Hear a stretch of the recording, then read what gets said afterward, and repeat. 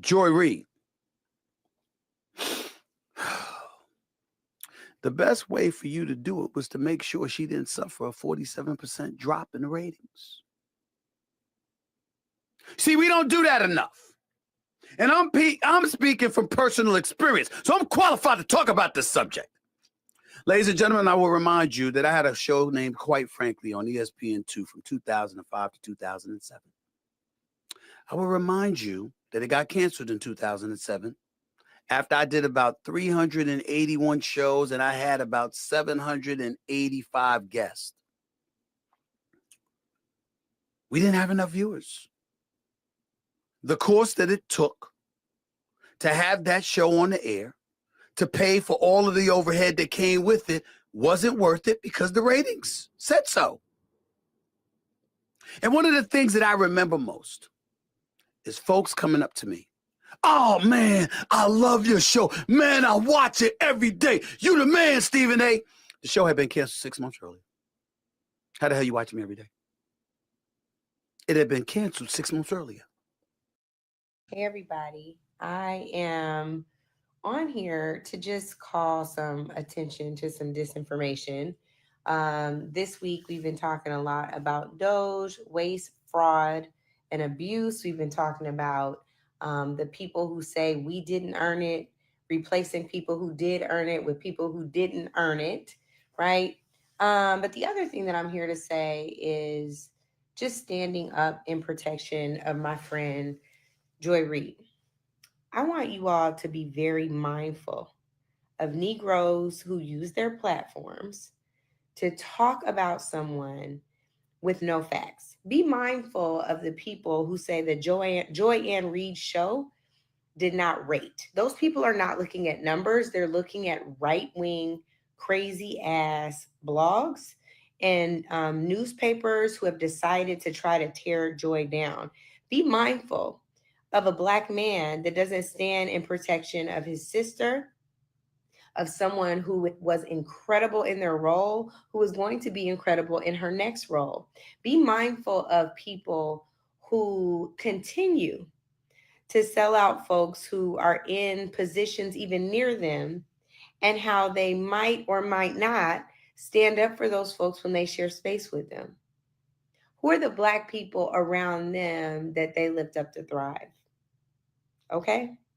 So y'all understand, I'm in a place right now where I told God I was not going to succumb to the distractions. And God, I might already be thinking that this is a distraction in and of itself. But I just think it is incumbent upon all of us to correct mis and disinformation. Joy Reid's show was the highest rated show the last night that she was on air, in every single, all day long, in the demo, all day long. And I want you to know that Joy's show was not anywhere near the lowest rated show on MSNBC. So they could have taken aim at some other folks, but what they took aim at was truth. What they took aim at was integrity. What they took aim at is someone who regularly stood up for those kids who were being killed in Gaza. What they took aim at is someone who wasn't going to back down to Donald Trump, which is why he would tweet out, finally. So let's be very clear. If a Negro seeks to put his mouth on a Black woman who just lost her job right now and then spreads a lie from a conservative paper, I think that tells you all you need to know about that Negro. Y'all have a good day. Hey, everybody. I am on here to just call some. The Trump administration's leadership to end affirmatively further and fair housing and to restore power back to our localities and to save our suburbs. Good morning. Good morning. Well, welcome to another edition, a Friday edition of Let It Be Known. Niel, I got a lot of thoughts on that old Well, Stephen A. first, Smith stuff. first, I just want to say good morning to everyone and happy Friday. Happy Boycott Friday. Let's do this, y'all. Blackout, right? Listen, I'm going to start this morning this way because yesterday we had a guest on the show whose talking points, in my view, were not only misleading, but also dangerous for Black communities. It is one thing to have differing perspectives. It is another to spread narratives untethered from facts, particularly when those narratives impact the livelihood, safety, and future of Black people in this country. What we will not do here is traffic and misinformation. That's my stand. So let's just set the record straight a little bit. First and foremost, Niele has some points. I didn't in any way intend to disrespect her and in any way intend to um, speak for Black women. I have enough Black women in my house. Y'all know I've always big upped in the biggest way. Nobody big ups Black women more than I do. Maybe as much, but not more. So I'm going to set that straight. Apologize to Niele if not if, but apologize to her for stepping on her toes like that. But I do want to say that we are living in a political moment where policy decisions carry real consequences for Black Americans. And since taking office, the Trump administration has systematically dismantled key initiatives that were put in place to advance economic stability, criminal justice reform, housing access, and racial equity initiatives that, whether acknowledged or not, have had tangible benefits for Black communities. And let's talk facts. That's my thing. Let's just talk facts. I don't want to hear, oh, let the young ones speak. Yeah, let them speak, but they got to speak facts. So, under the Biden Harris administration, economic recovery policies were designed to assist communities hit hardest by the pandemic, including and especially Black Americans. The expansion of the child tax credit and direct pandemic relief cut Black child poverty in half, 50%. It was not trickle down economics or vague opportunity zones that Trump promoted in his first term. That made the difference. It was targeted policy intervention. And since Trump has returned to office, he has made no effort to continue these measures or put forth any specific plan. He has a concept of a plan, but no plan whatsoever to reduce Black child poverty. Instead, we've seen the rollback of DE&I that was designed to address, not give an advantage to, but to address systemic barriers that Black businesses and workers face. We've heard a lot of talk about Trump's past support, alleged past support of HBCUs, but what we don't hear about is how his administration recent executive orders have rescinded efforts that were to advance educational equity for minority serving institutions. The same pattern is visible in housing, where Trump's administration revoked fair housing protections that were designed to combat segregation and discrimination. And you just saw that toe tapping, dancing a jig Negro signed that bill all happily, talking about protecting the suburbs. So let's also be clear too on criminal justice reform.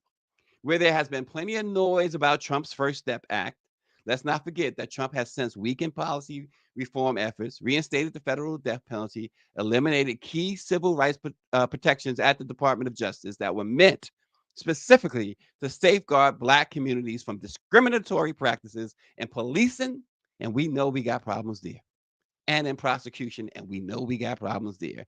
And environmental justice efforts today, you will read 800 National Weather Service professionals whose job is to protect us from environmental crises were fired by Donald Trump. There was the Affordable Connectivity Program, which have helped bridge the digital divide. Trump took that away.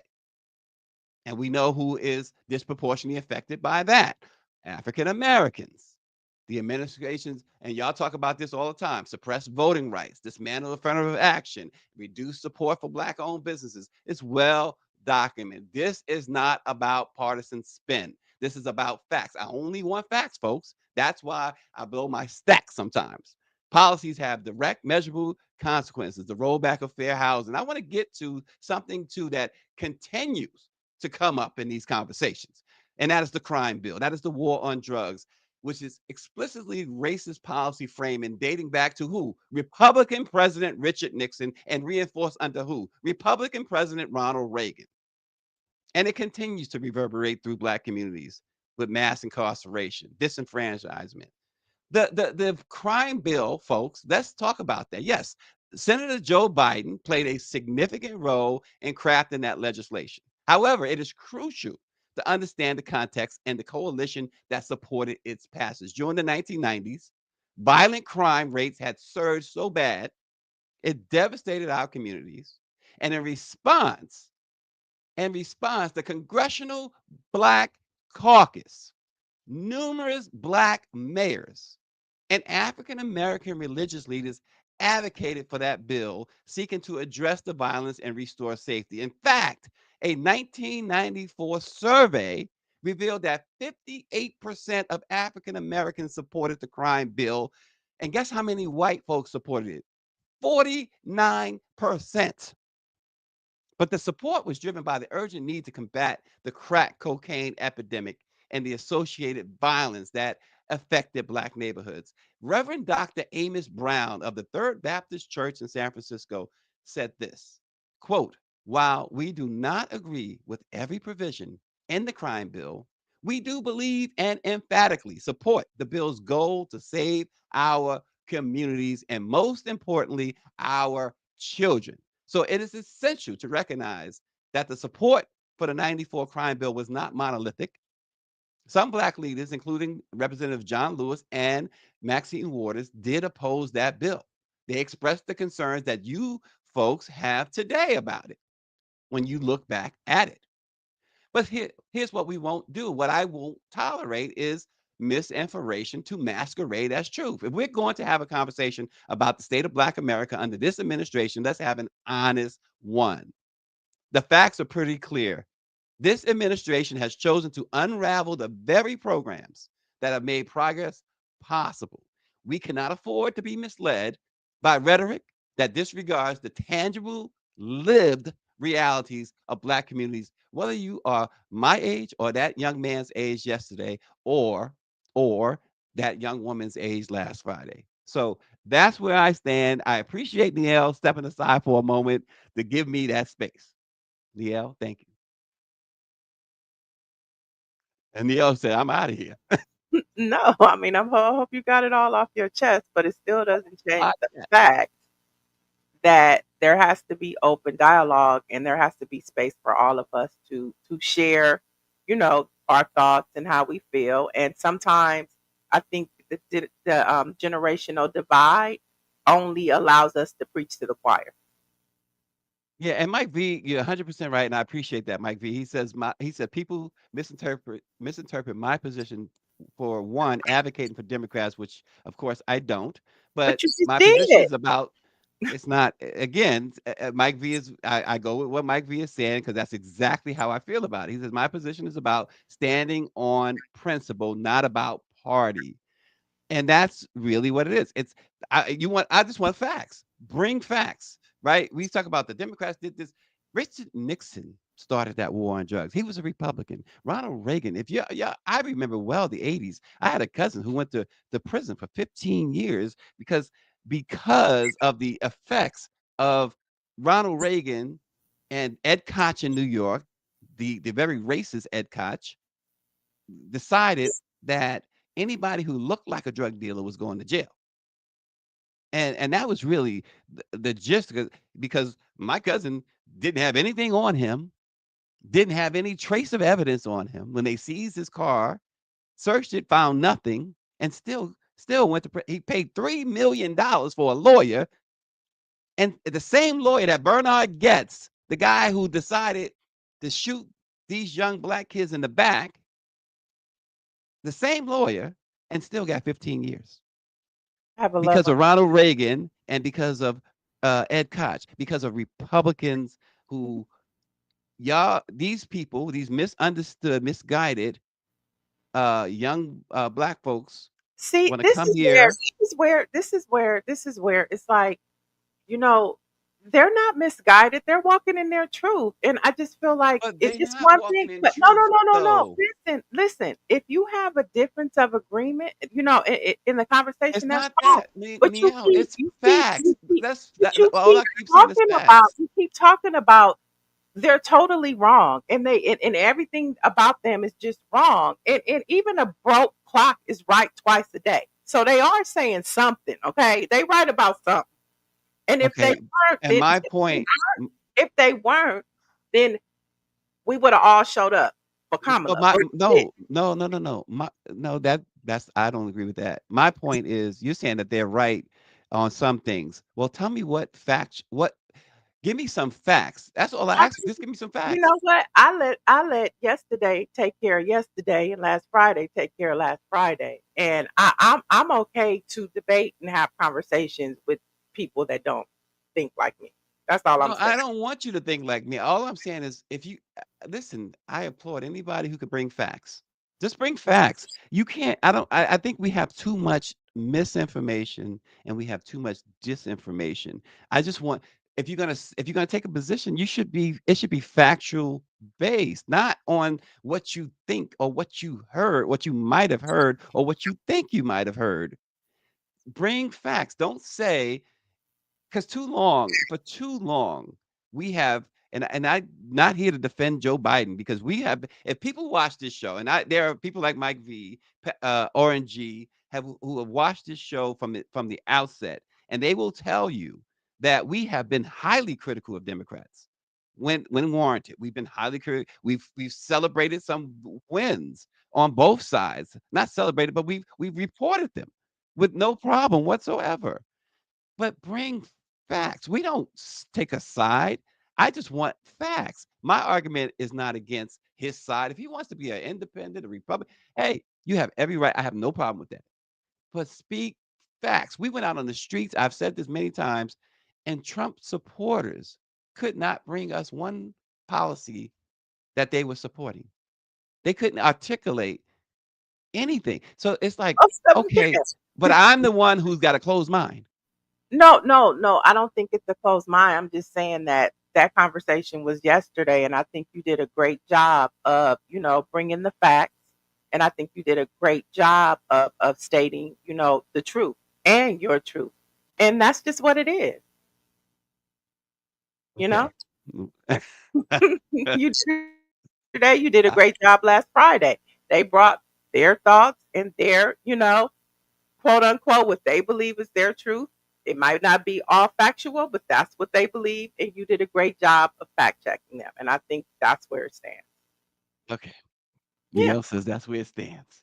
All right. So among the many distractions that we are getting, because that's the other thing you got to look for is all of these distractions.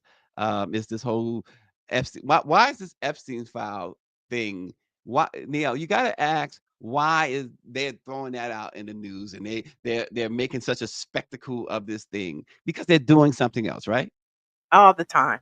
All the time. I couldn't believe yesterday when they walked out of the Oval Office with the binders and they're holding the binders up in the air like we're watching some reality TV show. It's like, what does that have to do when the unemployment numbers just came out and they have skyrocketed? And you talking about who cares Who about cares? unless you gonna tell us the truth, because you're really not. Because the truth is, Donald Trump allegedly is in all them Epstein files, and a lot of other people that we hold in high esteem. And so, unless you're gonna drop the truth, to your point, the truth, unless you're gonna drop the truth, I don't even want to hear it. Nobody want to hear it. But obviously they do that out there to cover something else up. And among the many things that we have been talking about um, is, for instance, the fact that unemployment numbers came out, the worst that we've seen in a while, quite some time, right? People are losing their jobs left and right. These are all distractions. Elon Musk, what happened? They gave him a contract. They gave him a federal contract. They're taking Verizon's contract away from Verizon to give to Elon Musk. Um, give me a break. It's always, it's always gonna be they gonna throw this little carrot out for mainstream media to chase so they can ignore the real important issues. Right. And one real important issue is where is Jared Kushner and Ivanka Trump? Oh wow, how about that? Because they're there, right? And so you talk Right. about distractions, they all up in our stuff, at federal clearances, they don't have to go through that. Remember last time around, there was a big deal because they didn't have federal clearance. I don't think Jared Kushner could get it. So now they are doing everything better. They're like, we've learned from last time, so we're not going to even take it a position. We just Nope. going to come up in through the back door and, And and rape the United States. And yes, meanwhile, we're going to have these Epstein files over here. We're going to all go crazy about that. They're right. doing a much And then better job of stealing. yeah, oh gosh, yeah. Well, so that we talked about the Supreme Court's decision giving the president immunity. So he's just legally stealing, I guess. Because I mean, is that you could call it legally stealing? Or at least he's stealing knowing that he has no consequences. Hmm, hmm, So the other thing is measles. Now there's an alert has been issued at LAX. hmm. Alert has been issued in New Jersey. There's been a death in Texas. We haven't had a measles death, or in 10 years, we haven't had a measles outbreak in decades. I'm not going outside. You're not going outside. I'm not going outside. Okay. But I want to get back. We didn't really talk about Angela Rye and Stephen A. Smith. And Yes, I think, please. and Stephen A. Smith, I don't know what's going on with him. But he now talk about a flip flopper. At least those two from yesterday and last week, they are unapologetic. Stephen A. Smith is a flip flopper. 1 minute he's for Kamala, rah rah rah, let's save, let's support and protect the black woman. And then all of a sudden Trump wins and he didn't went all the way to the other side. He's Well, he is a joke, and the thing about it is, it's almost like, okay, he secured this big contract with ESPN, and ESPN, that contract means that he must toe the line, and ESPN is giving him his talking points. Maybe that's the problem. They got to give him his talking points, and he's got to be in this climate pro Trump. mm, yeah. Maybe that's what it is. Um, Yeah. because Mhm. I just this guy he's unlistenable to. I mean, you can't listen to him. You can't listen to this guy. But he He's also I knows keep how to get moving. he also knows how to get a viral moment. And so what Hmm. he does is he rides the wave.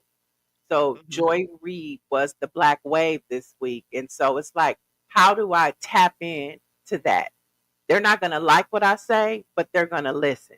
And that's what he does. He just rides everybody else's way. He made the absurd claim that some people want him to run for president. In the way, they want you to run away is what they want you to Right. do. Get out of there. Get off their screens. Get off their radios. They want you to get lost is what they really want you to do. I forgot to mention that it is Swag Hoodie Day, and Orangey is rocking Alabama A&M. And he also mentioned something really serious too, that we have to we should certainly lift up. He says, please keep Caleb Wilson, the 20-year-old junior from Southern, his family in your prayers. His life was taken from us during an campus fraternity event, and what a shame. We saw that as well, Niel. Yeah, at Southern University. He was allegedly doing an off-campus pledge. For yeah, there it is, Omega Sci-Fi. I've reached out to Watch the Yard. Hopefully, we can get them on next week to kind of talk about that and just what's happening. I know that the Pan-Hellenic, the Divine Nine, they met last week and they had over 20,000 people on a call. Because of course the Trump administration is talking about maybe stripping them of some things. And Hmm. so there's a lot happening with HBCUs, the Divine Nine, and so we're hoping to get Watch the Yard on to talk about all of it. This Yeah, was heartbreaking. Just looking at his picture last night broke my heart. it is heartbreaking without question. And here's something else that's heartbreaking before we get to our guest. I know you got a guest to introduce. A Detroit mother whose two children died from exposure to the cold this month while the family was living in a van has been given a new home days after her son and daughter were laid to rest. A video posted by the city of Detroit and the Detroit Rescue Mission Ministries showed Tatiana Williams receiving the keys to her home. They said, we had to fix it, prep it, and furnish it, and then give her and her family a good start so they don't have to go one day with no food or being outside anymore. This was such a sad story, Niel. they were just out in the cold. They had no living in a van, and it got too cold. Remember, Detroit had that freeze, Right, right. and her children, Amelia Curry, Hmm. 2 years old, and Darnell Curry, 9 years old, died on February 10th, after the van ran out of gas, and they froze. They were found unresponsive and not breathing, and it was just heartbreaking to see that. Yeah, but God bless her, and what a good story to come out of this is that, somebody thought about the least of these. And on the flip side, although she got a good ending, the sad part is that the way that this Trump administration is leading this country, it's going to be a lot of other people out in the cold, and we should be upset and mad about it.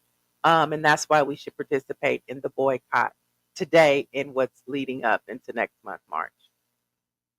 There you go. The economic blackout 2025 is upon us. It's February the 28th, and this is the day that's been talked about all month long. And so here we are, the last day. It's not a leap year, right? So it is the last day of February. And About so, the next time I vote for Trump will be February 31st. okay, there you. When somebody said that's when he's going to send his stimulus checks out on February On the 31st. 31st, that was another one. But yeah, so I don't have any gas, so I guess I won't be going anywhere today. I'm not buying anything, nada. How about you? I'm going to eat something, that's for sure, but it's not You're going going to to be go out for. and eat? Or are you going to I'm eat going out? to go to. I'm going to go to a mom and pop place. Okay, maybe I'll do that. Yeah. Yeah, I'm gonna because I got a meeting after the show with April Ryan and Lauren Burke, Uh-huh. and then we have Chris Bennett, the Seattle Medium, one of our member publications. He does a radio show, and I have a 10 o'clock hit on that show, and Hmm. so I'm going to be very, very ready to eat. And then, of course, Okay. we have the 2 o'clock NMPA meeting in which we are talking about the selective buying campaign there. So it's a lot of me. I don't like meetings. I have always detested meetings. Well, we're in a state where meetings are essential because if you don't have a seat at the table, you're gonna be on the table. So definitely will have a seat at the table. Oh no, we gonna be the dish. No, I'm not gonna be the dish. I'm just telling you what to do to make the dish. No, but Okay, there you but go. we just talked about a story in Detroit. Let's hop on over to my city, Los Angeles. A couple of weeks ago, a video went viral from a Taco Bell Cantina here in downtown Los Angeles that shows a black woman being slapped by a security guard.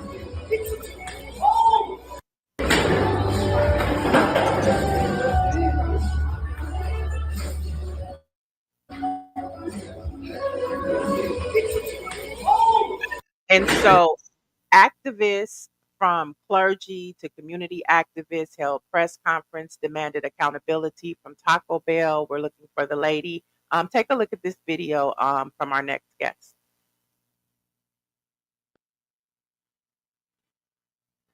Well, maybe not. Maybe I'll just. There we go. We need some accountability. We need to know exactly what's going on with that security guard company.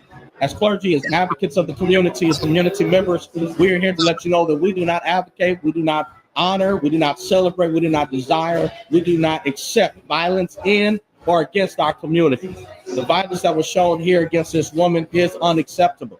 We support you if you're out there. We pray that you would find one of us so we can get you the support that you need. But we stand for all of our sisters, all of our brothers, that this type of treatment, we will not allow it. And to Taco Bell and to this security company, you need to put training measures in place so this issue doesn't happen. This is a culture that's pervading this area. And this street, 7th Street, is the epicenter. And so there needs to be some cultural training on how to handle people. There's resources at the city of LA on homelessness, specifically in mental health. And hopefully from the statement made from our actions here, that it spills through this entire community to understand that there's a certain protocol that you got to handle people with. And by this, or disrespect is not it. But we all demonstrate that the brothers in the streets with the clergy, we on the same accord. We are representing our communities, representing our black folks that we do to treasure the black woman, and we're not as sitting there and let unto the food. Let's make sure that we are supporting our black women. Let's make sure that we are hearing them. And we have to make sure to take accountability, because if we don't protect them, who will?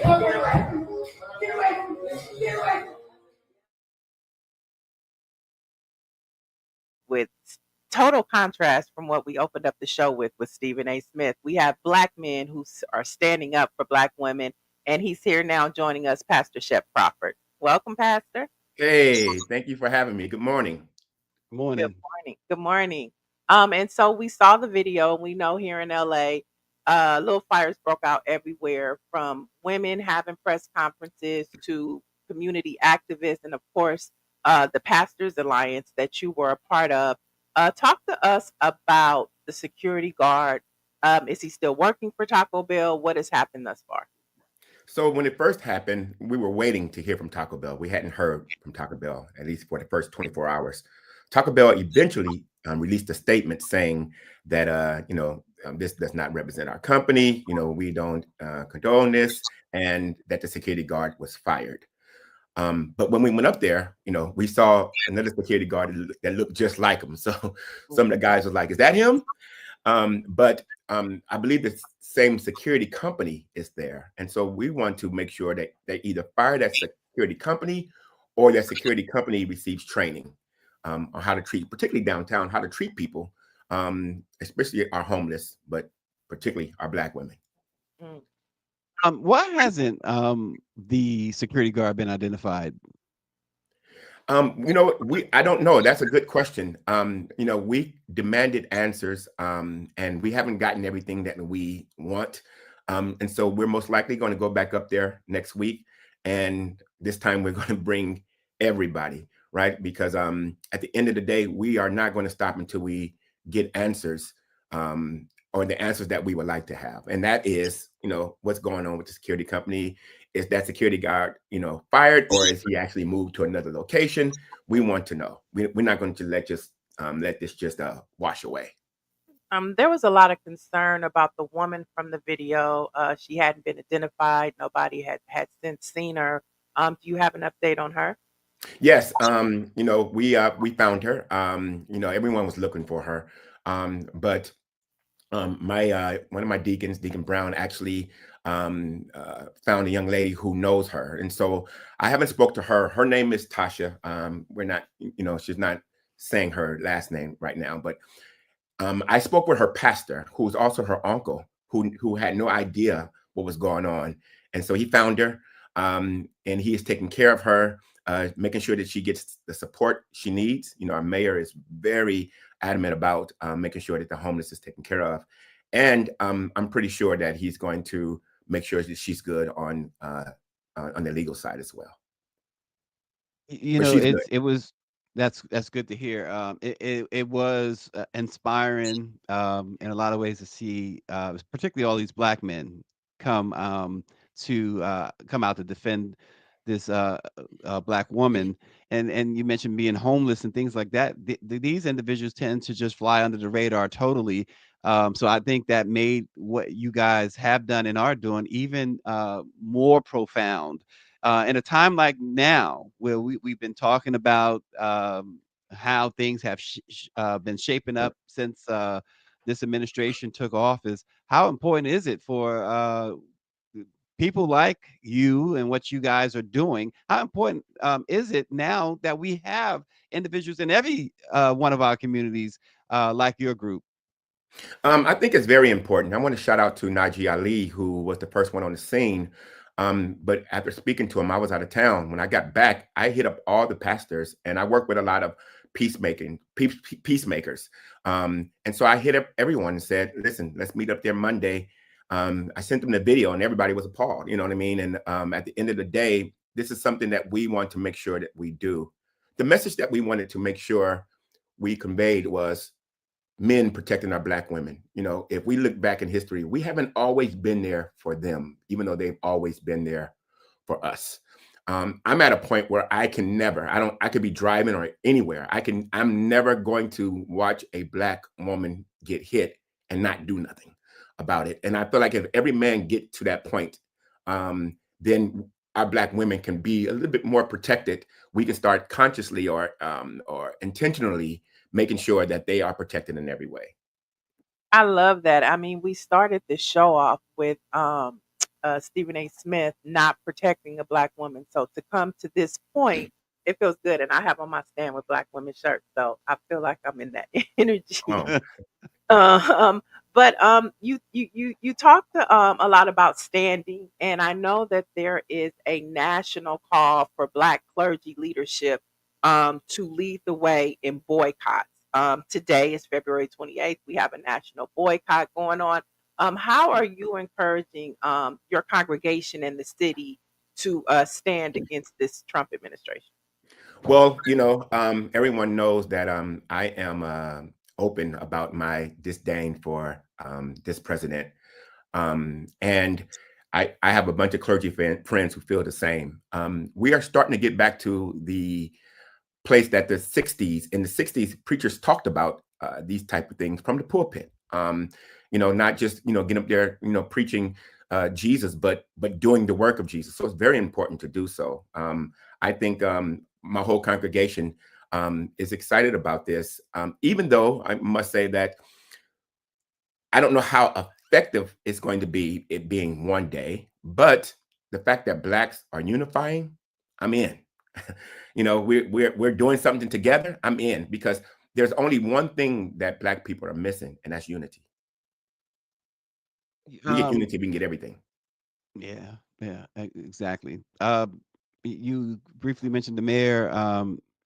Talk to us a little bit. She's come under so much heat, no pun intended, especially with the fires that happened last month, and her work with the homeless. How do you see that progressing? How's her initiatives going as far as helping the homeless there?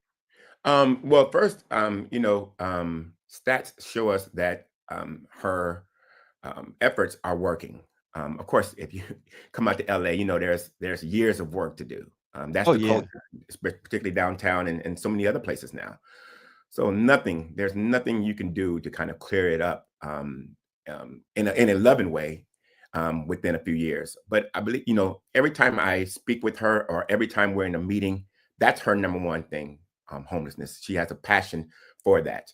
And so I do believe that it is definitely working. What she's doing is definitely working. It's just going to be difficult because she's got to get in there to find out what works and what don't work. And I think when it comes down to the fires, you know, when we lose something, we look for someone to blame. You know, instead of, you know, naturally it was fires. We look for someone to blame. And so I don't know how much she could have done. I believe as a mayor, of course, people were like, you know, she wasn't here. Okay, you know, she's here now. But, you know, again, I want to protect Black women. You know, sometimes people are looking for any reason to say that they are not qualified to do the work. But she loves LA. She loves this city, and she's very qualified even before she even got into the city. And so we support her. We support her, and then we're going to ride with her no matter what. You brought up peacekeeping, and Stacy, I don't know if you know, but Pastor Shep eulogized Nipsey Hussle at his funeral. He was the No, I pastor didn't. that eulogized Nipsey Hussle. We're coming up on the 6-year mark on March 31st of this year. And a lot of promises were made about keeping peace in the street because of his death. Can you talk to us where we are now with the peace treaties? Yes, you know, secretly, maybe a week after I did the eulogy, I was told by one of the homies that the east side of LA was having secret meetings on Thursdays. And but you had to be affiliated. So I couldn't come because I wasn't affiliated. On the 8th meeting, myself and Minister Tony Muhammad was invited. I walked in, it's like 70 OGs in there, and it was kind of intimidating. But I knew at least 10 of them from my neighborhood. Fast forward, they formed what you call United We Stand Up, and in 2022, they asked me to be the chairman of United We Stand Up. So now I'm the president of that movement, and that movement has been going really well. Of course, we have some things here or there, but on the east side of Los Angeles, all the way from the low bottoms all the way to Compton, there is no wars. There's tension, but there's no wars. Killings, shootings are down tremendously. We haven't gotten rid of it, and I don't know if we're going to be able to see that in our time, but we got to work as if that is the goal. But that all happened because, or right after Nipsey got shot, they all got together and walked off, to Crenshaw, west side and east side. And there has been efforts. There were efforts being made before then, but sometimes, Black people, we need something to happen to unify us. And Nipsey Hussle was a perfect example of how to be a gang member without gang banging. Wow, that I like how you put that. A lot of people will say that's how do you do one? How can you do that? And I guess he navigated that. That's a slippery slope, isn't it? Yeah, I think, when I found out about gang members, I asked my youth pastor in 2016, I said, why do people gang bang? I don't get it. And he said, gangbangers don't look at each other as gangbangers. They see each other as family. And then I started to find out that, most of them, don't know where their dad is or it was raised this way. We had to really, really get into the heart of them. And so instead of trying to remove the gun from their hand, we care about the hand. And if we can care about the hand, we can have them put the gun down and give them something to pick up. And so love, which Jesus shows all the time, going into neighborhoods and really showing love, not condemning nobody, but loving them. That has worked. We got a lot of work to do, but that has worked. They're never leaving. These people, that's all they know. If you snatch them from their gang, then that's their family. And so they're going to be a gang member. We just want them to protect their neighborhood and not violate it. Your governor, Gavin Newsom, along with, of course, the mayor there and others, have talked about Trump-proofing California in general. What have you seen, if anything, that shows you, or at least demonstrates in some way that they are Trump-proofing, if you will, California? I am not too informed on that. I was watching MSNBC until they fired the homegirl. And I'm like, I told my wife, what are we going to watch now? You're going to watch the Black Press. Come on, come on. That's what we need to be telling everybody, right? You know what I mean? And keeping up with everything. I'm not sure with the governor. I've met him before, but I'm not sure what's going on. I do know, at one point, we were really, really, trying to focus on reparations. And, there was a team that spent 2 years, putting that together, and then it wasn't even heard on the floor. And I'm hearing that, the governor is the one that said, that, we're going to table that. So I kind of was off him after that.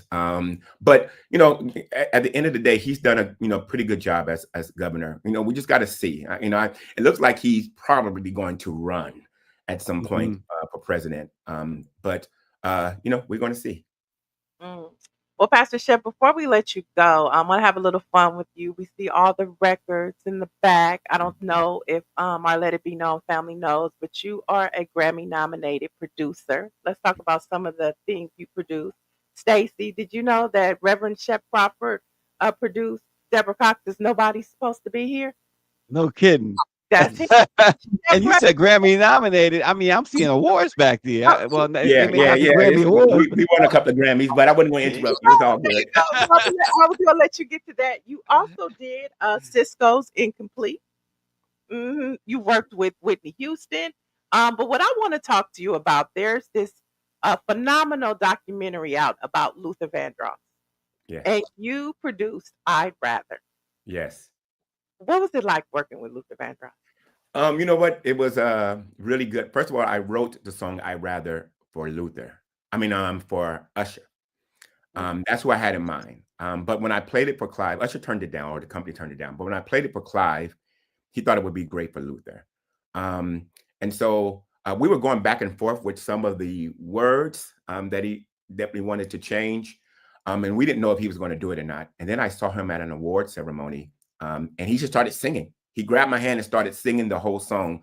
So we knew he was going to record it. But, you know, with Luther, he doesn't bring the producer in. Like, he records his own vocals. So what he did is he called me and asked me, was I by my piano? I was out paying a bill. So I said, I'll be back.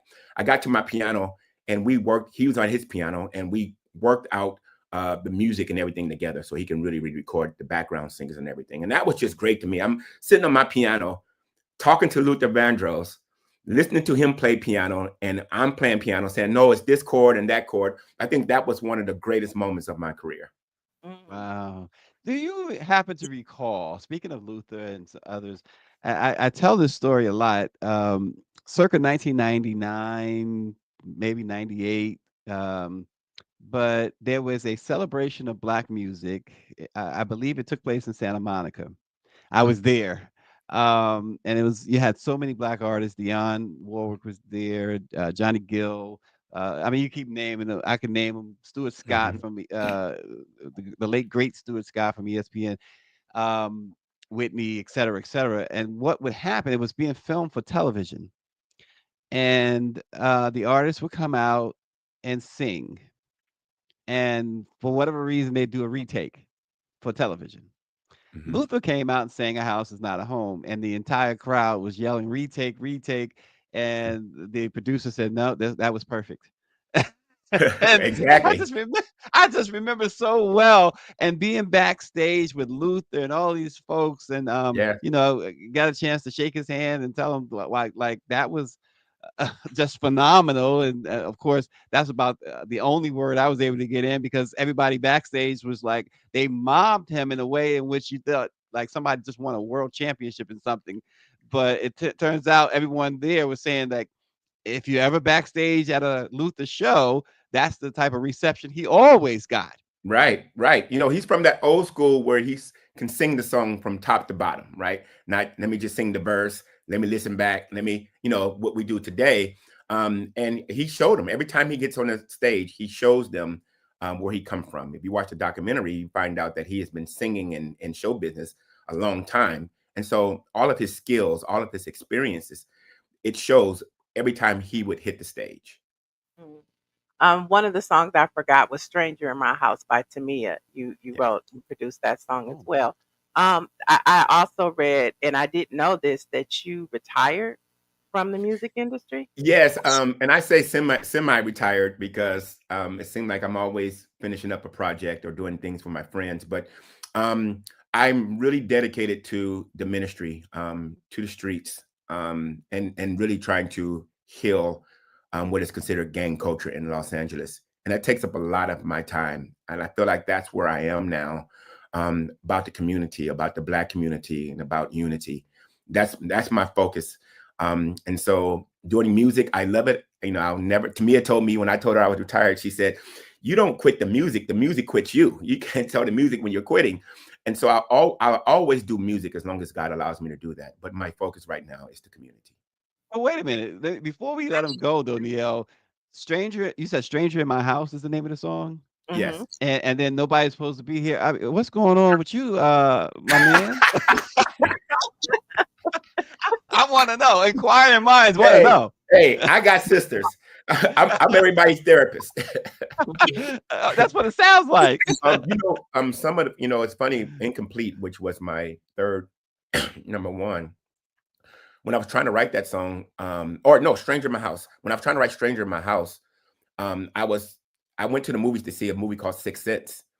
And I went back to the studio, like, I got to write a song with a twist. And that was the encouragement for that. But for me, I've always been that person everybody's talked to about their problems. So I always kind of twist it and use it. And even listening to my advice, I'll write something down like, oh, I like that. And was able to always create great songs. Wow. Awesome. Awesome stuff. Thank you. Uh-oh, wait, Nia, we can't hear you. Oh, there we go. Thank you so much, number one, for waking up this early to join. And just thank you for all your leadership that you do here in the Los Angeles area. God bless you. Thank you for having me on. I really enjoyed it. Thanks for being on. We appreciate you. Thank you so much. Wow. Many people would have led with all of the music stuff, but you and him did the important stuff. Right. Yeah. Yeah. We get to the fun at the end of things. But he also brought up Minister Tony Mohammed, and we definitely want to send to our Let It Be Known family. It's Ramadan starts today. So assalamu alaikum. But Nielle doesn't. She just knows this stuff, y'all. I would never. It wouldn't even cross my mind. Pretty cool. That was a pretty cool discussion right there. I could have listened to you. Actually, I could have listened to you and him talk about that stuff all day. Oh, with the music stuff. I knew you'd like that music Not conversation. just the music. No, what he's like Everything. Orange G was saying too. The boots on the ground stuff. I mean, this guy is serious. No, he does great work, and he's definitely behind the scenes, in the trenches, boots on the ground. Like I say, working with the Nation of Islam. There's an organization out here called Second Call, which does gang intervention and prevention. And it started, ceasefire started when a young man named Devin Brown, I believe it was murdered. And they started meeting the Muslims, the Christians, the gang intervention, and it's just kind of evolved. And Pastor Shep Crawford has just kind of stepped in and manned his territory and brought a lot of pastors together to do a lot of great work here in LA. Yeah, Trixie said those are her songs. And Bobby Henry says that was great information. He thanks you, Nielle. Oh, hey, Bobby. Bobby, Bobby is Black Press Day coming up, Black Press Week coming up. So Bobby cannot come from Florida empty-handed. We cannot allow that to happen. He cannot get off the plane empty-handed. I'm just saying. He already knows. Yeah, I'm and talking about. doesn't he have a weekly show that comes on Thursday? Thursday night, the 2-minute warning. There we go. 2-minute warning, y'all. Check it Yep. out. You can watch it on Facebook, right? Facebook and YouTube. And I think Bobby's on Twitter now too. But Bobby. Bobby's old school. So you got to check him. You got to check it out. You Put it in there. sound old school saying Twitter is called X now, right? It will be Twitter forever. What are you, X? What are you tweet? You don't X. You tweet. I don't X. I don't tweet. I left it alone. Oh, there you go. There you go. See, Bobby got the message. He says, "I hear you." Listen, Nielle, we talking about Black women. There's going to be a Black woman going into space, believe it or not. Gayle King is going into space. She's joining Lauren Sanchez and Katy Perry on the Blue Origin. All women. All women. All women, yeah.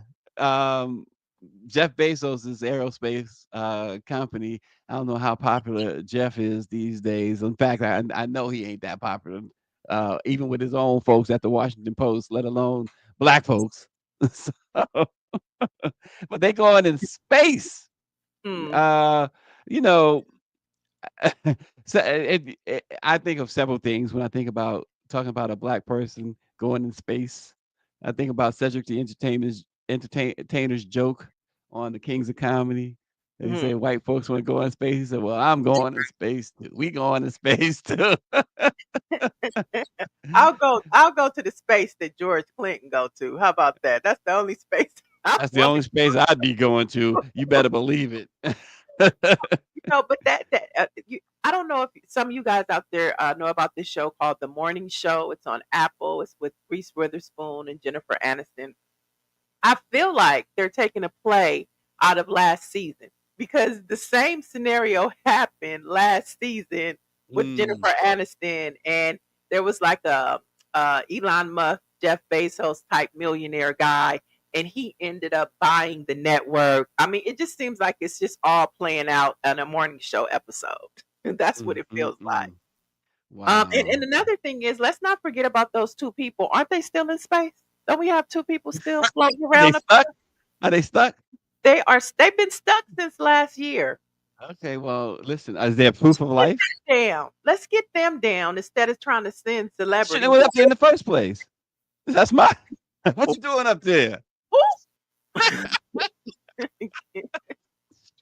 Listen, ain't nothing up there for me.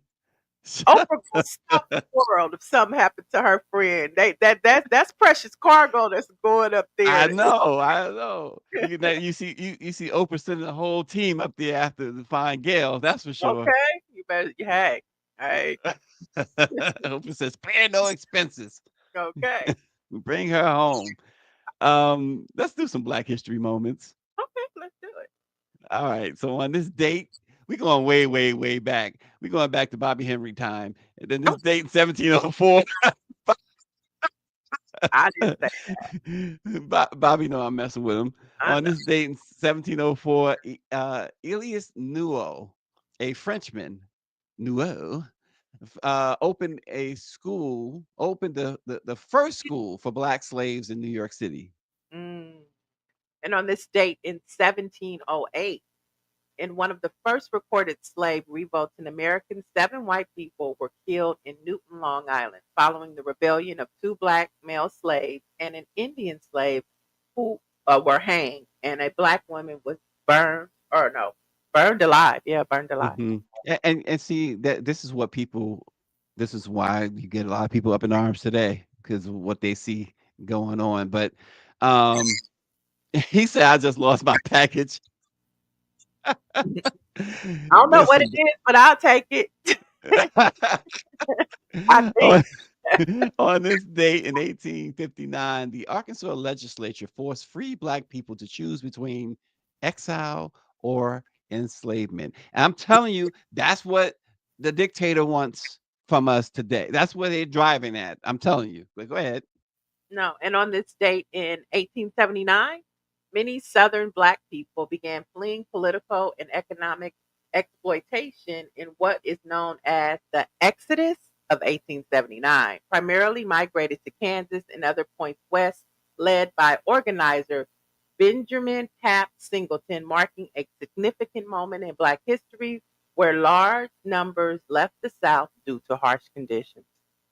Yeah, and on this date, 1943, Porgy and Bess opened on Broadway with Anne Brown and Todd Duncan in starring roles. The opera was written by George Gershwin Du Bois and Dorothy Hayward and Ira Gershwin, and had the largest all African American cast ever seen on an American stage at the time. And the entire cast consisted of classically trained Black singers. Original cast members frequently protested segregation, which led to the integration of audience in many theaters across the world. And of course, Porgy and Bess has had several revivals since its premiere in 1935, and in 1959, MGM released a film version starring none other than the greatest Black actor, the greatest actor of all time. Not take the word Black out of there. He was Black, who happened to be Black. Sidney Poitier and Hmm. Dorothy Dandridge.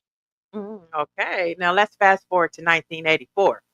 Michael Jackson wins 8 Grammy Awards. His album Thriller broke all sales records to date and remains one of the top grossing albums of all time.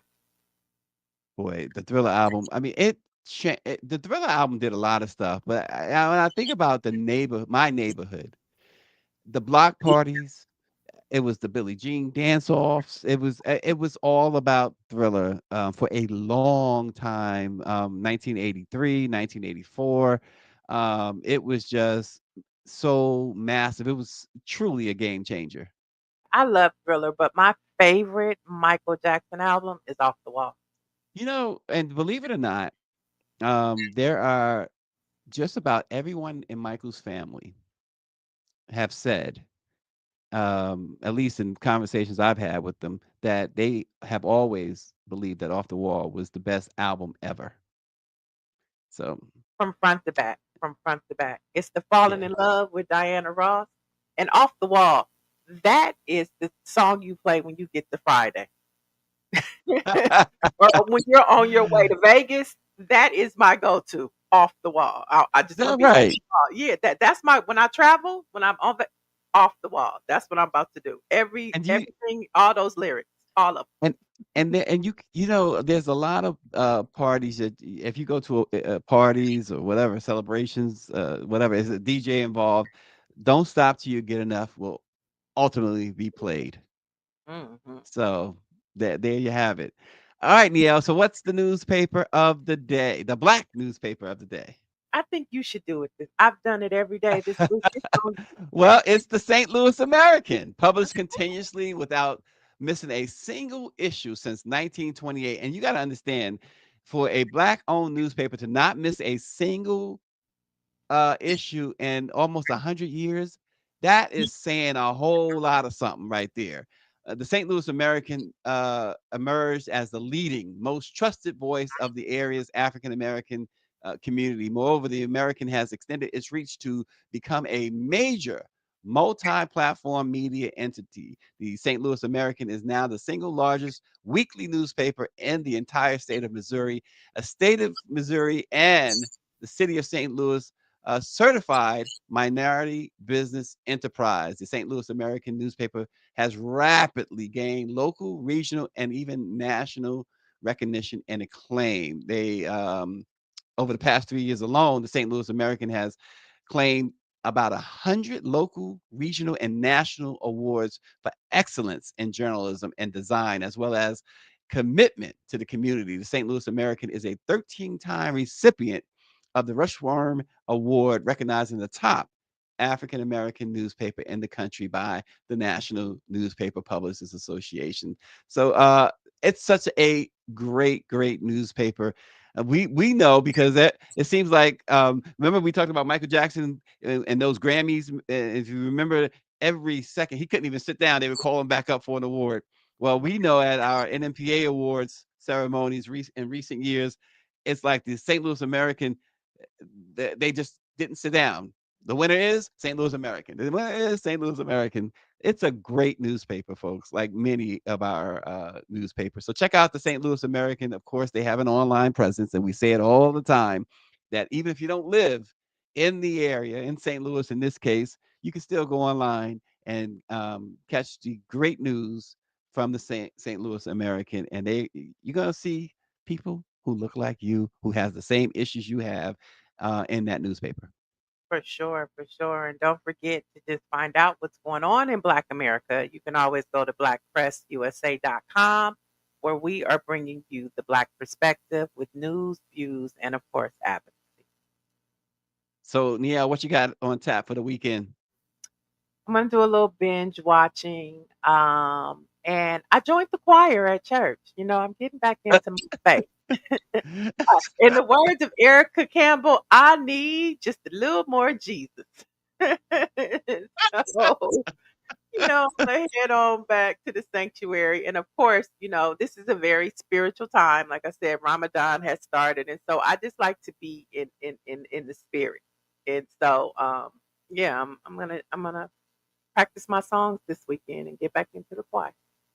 All right. Well, and I'll tell you what, I'm gonna be very transparent. I'm gonna drink. So I'm gonna do a little bit of that too on Saturday, okay? I'm a Yeah. well-rounded Christian, a woman of faith. I'm well-rounded, okay?